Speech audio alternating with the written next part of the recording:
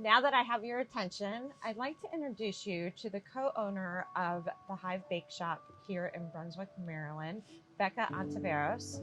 She's going to tell us a little bit about her story and how she got started. It's Bekah Ontiveros here at the Hive Bakeshop. I'm excited to be talking to you. So a little bit about the Hive. Sally and I co-own the bakery here in Brunswick, and it's not all Pinterest and IG memories all the time. We definitely had a lot of rough beginnings that a lot of people don't always understand or know, because everyone likes to talk about Netflix and Martha Stewart and the highlights and where we are now. When we first started, Sally and I had a really hard time even getting meetings for people to take our time to get the permits that we needed, or we had a hard time even having people have simple conversations that we needed to get the ball rolling. There's been lots of sleepless nights. There's been lots of conversations where we've said, how do we even get this to go forward? What are we doing with our time? We've cried on the bakery floor thinking, what are we doing with our lives? But we wouldn't do it any other way. That we treasure every opportunity here, and we've loved every moment, because not only do we get to do it together, but we get to really make some awesome bakery magic together. All right, so you just mentioned Netflix and Martha Stewart. So elaborate on that a little bit more.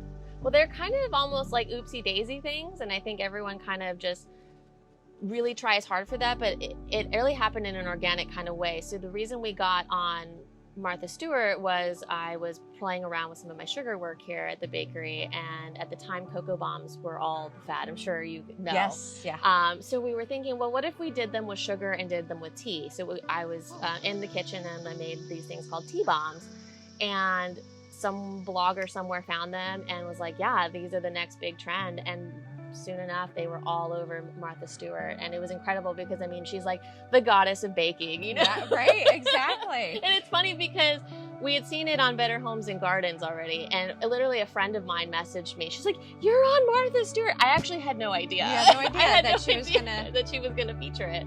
And the next thing you know, it's just really crazy to see your work on something that you have aspired to since you probably could before you could walk. Right. And it's really cool to see that, especially for something you almost didn't make. Right. So it's really cool to remind yourself, just keep trying to make these things, because you never really know where it's going to end up. And it really is the truth. For Netflix, that's also another oopsie daisy story, because I was drinking a bottle of wine in my basement watching Sugar Rush. And I love that show. And I think a lot of my friends love that show. A lot of our clients love that show. And I was drinking a bottle of wine in my basement and thinking, I can probably do this. I wonder if my sister would do this. Well, I'm not even going to ask her. So I signed us both up for it, sent in our little audition for it, and told nobody, because I didn't want anyone to know if we didn't make it. Over a year later, I had heard nothing. So I figured, okay, there's no harm in this. And I got a call during a yoga session, and California number. I'm thinking, oh, it's probably my extended car warranty, right, exactly. up for renewal. So I let it go to voicemail. Oh my gosh. Little did you know. Little did I know the next day there was a follow-up email saying, Rebecca, I hope you check your voicemail, because it's Sugar Rush. We'd like to cast you and your sister. Oh my God. And that was a year later. It was a full year later. So I guess during the time where I had applied, they had already cast for the previous season, but They were like, we love you guys so much. Will you please come and reconsider this for the previous season, for the next season. So Martha Stewart and Netflix, social media was their contact, or where they found you? Yeah, or you applied for the Sugar Rush. So that was an Sugar Rush was first, and that was complete accident, courage by wine. Right. And courage by wine. And so then it really is, they really go and they vet you through your social media, and it talks about, for me, that's a testament to make sure that your social media is your presence. Right. And not only for branding and who you are, but they want to get a sense of your vibe and personality, right, and see how you interact with your customers as well. So and that's a scary thing, because they're not actually meeting you. They're meeting you through this middleman of social media. So it's slightly terrifying, but also really cool. So yeah, they vetted us through social media for a long time, and it just really took off after that. Oh my gosh. Now with Martha Stewart, Was that something she saw you? Tell me the story, because I don't know. Well, honestly, it's weird because I guess I don't even really know it all that well, because I didn't even know about Martha Stewart until it happened. She's got this team of talented people out there, like scouting the interwebs and culinary up-and-comers just to try to stay ahead of everything. So they had contacted us initially for Better Homes and Gardens because they're married together. Right. And they were like, wow, you guys are doing great things. We'd love to have you featured as, changing the game of beverages. You guys are really forward thinking. And I'm thinking, wow, this is incredible. I almost didn't even do this. I didn't set out to change the game of anything. That's right. I just wanted to see if it could be done. Wow, that is incredible. So it was a tea bomb. Yes. That got you noticed by Mhm. Martha Stewart, Mhm. and then the Sugar Rush that got you on Netflix. Yeah, it's incredible too because it gave us, obviously now that you're here, it's this tiny little pink brick building and it's very Right. unassuming. And Sally and I love that because we love the idea of being able to, be in athleisure at the gas station, on our down days and nobody Right. really And noticed nobody- us. Right, exactly. But Netflix really jettisoned us onto this national and international stage because Netflix is also international. So when we did Netflix, we were getting DMs and fan mail, I guess you could say, from Denmark, Sweden, all these places. And it was weird. They were sending us snaps with subtitles under us on there. And that never really occurred to me that I would be subtitled one day. Oh my gosh, that is incredible. It's really this weird feeling, but everyone was so cool about it. They're like, we love you and Sally. You guys are just like my sister. We even had, one of my favorite stories was there were these two little girls. They're sisters, and I guess the sister story really resonated with them a lot.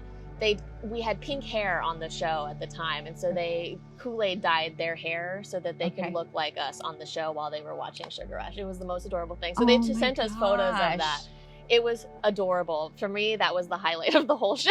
Oh, see, I think that's incredible, though, when you can inspire those younger crowds to say and just be that kind of that mentor or that that person that they look up to, that are like, we can do this too, and it gives them hope to just kind of expand their dreams and just go and try anything. What do you have to lose, right? Well, absolutely. I think all I had was Bobby Flay, and so I guess he's slightly attractive, but in a masculine way. But I would have loved to have had a really hot female presence on Food Network at the time. So no, it was really cool to think about, these girls will have something to aspire to one day, and that's really cool. So it was a really powerful moment, and I really enjoyed that.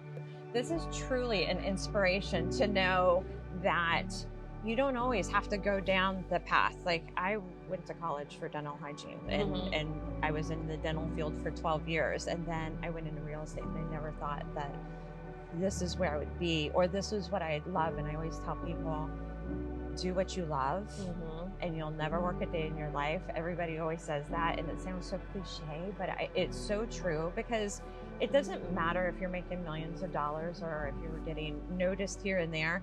If you love what you do and you have that passion for it, you're going to succeed in it. And that's so true. Is the key to it. That resonates so deeply, because I had a very fulfilling career even before this. It was a 10-year career before this in education, but I was already at the top, or there was just something not there at the end of the day. And like you said, you had a life before this, and just something wasn't there, and then you find something that truly speaks to you, and now this is amazing. Why didn't I do it sooner? But it is terrifying because it's not the it's not the mainstream way of doing it. And, but it is terrifying. Someone says, what do you want to do with your life? Well, I don't know. And wanting to start a business is also terrifying. It is terrifying, because you went through, did you know anything about starting your own business? Did you start this in your home and then it kind of graduated up? Or did you say, this is where I want to go, and get the permits to get your place here in Maryland, and then kind of grow it from there? I would say that my sister probably took the first leap of faith, and I was very soon to follow. She had started home baking right before we were working on the Hive, and I had always admired that about her. I was like, she's gonna do this. And I was like, wow. And I was with my other career, and I'm thinking wow, imagine the freedom that would be, the sort of dare to dream sort of concept. If only I had that courage, or if only I had enough courage to do that. And I'm thinking, what's holding me back? I'm holding myself back. Right. And when I realized that I could walk away from this and still do this, I had skills from running and managing other businesses. Yeah. And so I'm thinking, what if I just applied that to something that was more meaningful to me? I'm going to actually have the passion and motivation to do this for a business that's going to be what I want it to be, as Right. opposed to somebody else. And I'm thinking, I'm holding myself back. And I think when I figured that out, it was so freeing. And then I actually found the courage to put in my notice and walk away. And I'm thinking, nothing held me back. It was just literally myself. It was like literally crossing a line, of crossing a simple threshold. And as soon as I did it, there was no looking back. But Yeah. I credit my sister for being able to do that sooner than I did. Right. And once we were on the same path, there was really no stopping us, because it's been like crazy 3 years, and we've accomplished a lot in just 3 years to Right. think about like where we are now compared to what we were doing. And we joke, we laugh all the time thinking, man, what were we thinking back then? Well, we really did it crazy back then, when we had no idea what we were doing. And we laugh about it because it's a learning experience, but it's also a great experience because we're grateful because we got to make those mistakes on our own. Right. Mm-hmm. The more often you fail, the more you're picking yourself back up, and you're like, it is going to be okay if I Yes. fall on my face. And Mhm. that is what I told my kids and any other business person out there. It's okay. It's okay to get out there. It's okay to try something, and it's okay to fall. Mhm. And then that's how you learn your lessons. And Mhm. without that, it's, you kind of struggle along the way. And fear, it's all in your head. Just stop. Just know that it's going to be okay, and you're Mhm. going to survive, and you're going to be able to move forward. I love that. It's so true, because I tell people all the time, and it's through living it. It's not like this mantra that we speak, or those memes that we forward all the time. It's Right. it's because we live it.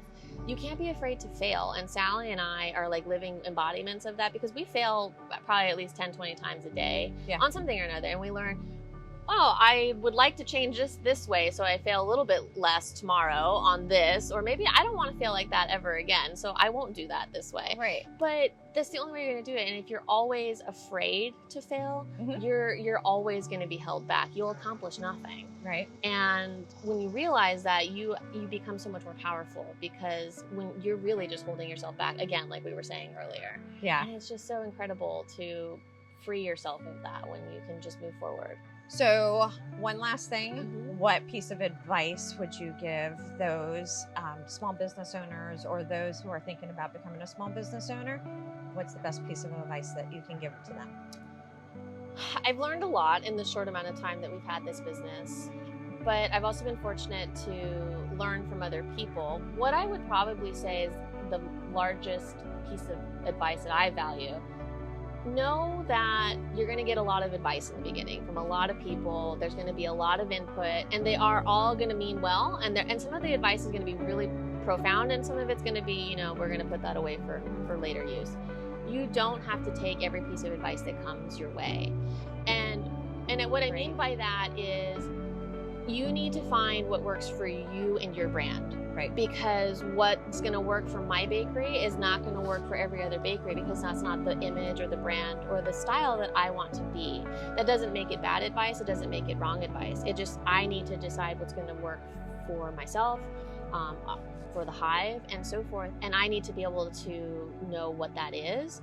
And so there's this incredible amount of self-awareness that you kind of have to find along the way. I guess it's a Zen path, you can call it. Right. But you need to be able to discern and know that it's okay to say no, or to say no thank you. Because you also need to, maintain these relationships. Sure. So you want to say no thank you. But it's okay to say no thank you, and just say, I appreciate your advice, but I'm not going to take that at this time. Right. And move forward. And I would say that that's what I've learned along the way. Because if not, it's no longer your company. Yeah. That's so true. I think, and it's any business that you're in, even in my business, there are so many different avenues depending on what you're looking at doing. For me, in real estate, Mhm. depending on if you're going to be an individual agent, or on a team, or a Mhm. broker, or a buyer's agent, or a listing agent, or there are just so many different paths that you can go down. Mhm. And you just, again, I think it falls back on figuring out what part of that you love. Like, Mhm. don't spread you know, at first, if you spread your net wide, you can really hone into what I like about this and what I don't like about that. And, you know, like franchising might not be for you. You might want to still be that that local business for everybody, rather than being this franchise that grows, you know, so huge, and then it's not necessarily your style anymore, and it kind of gets lost in that. So being true to yourself and being true to your brand is so important. Good. Thank you for coming. Absolutely. Thanks for stopping by.